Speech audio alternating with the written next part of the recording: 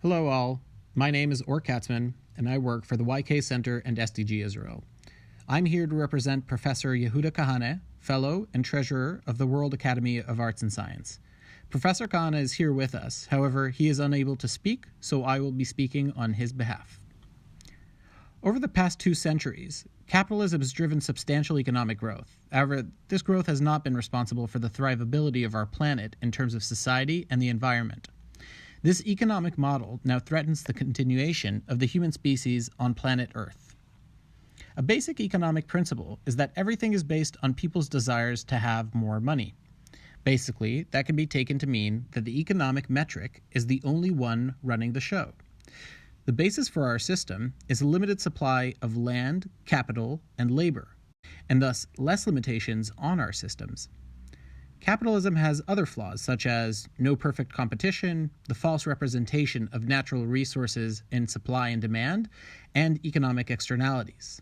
This is what led the Nobel Prize laureate Joseph Stiglitz to argue that the invisible hand is invisible because it is not always there. This means that neoclassical economics must make slight changes to what is valued, like multi-dimensional metrics, economic, societal, environmental, and consciousness factors. In short, ESEC, E-S-E-C.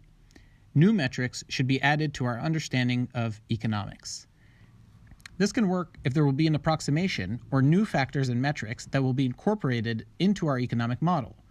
A possible change would be a redefining of the national accounting system to bring up the positive and the negative elements of our economies. That can translate social and environmental benefits into monetary terms. The SDGs could be the basis for such a model until other models catch up.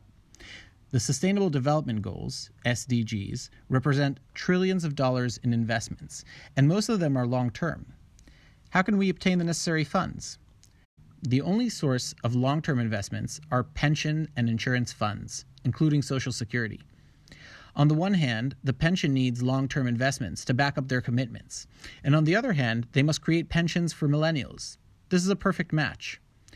Each dollar invested in the SDGs will not bring high yields because of externalities that are not taken into account. The prospective investor only receives the economic profits, while others, the government or the public, get the environmental and social benefits. The investments are more in environmental and social fields and only partially in economic fields. If the SDGs become the business of governments, then they could facilitate an approximated solution. Governments must do this, as they manage the SDGs and the regulation. If each country issues a special long-term bond which can cover SDG investments with a high yield, it may suffice to return a pension or Social Security to the entire population. It can be easily transformed to a privately owned sector through insurance companies and pension funds. This way, we finance the SDGs and create a pension and jobs for millennials and future generations.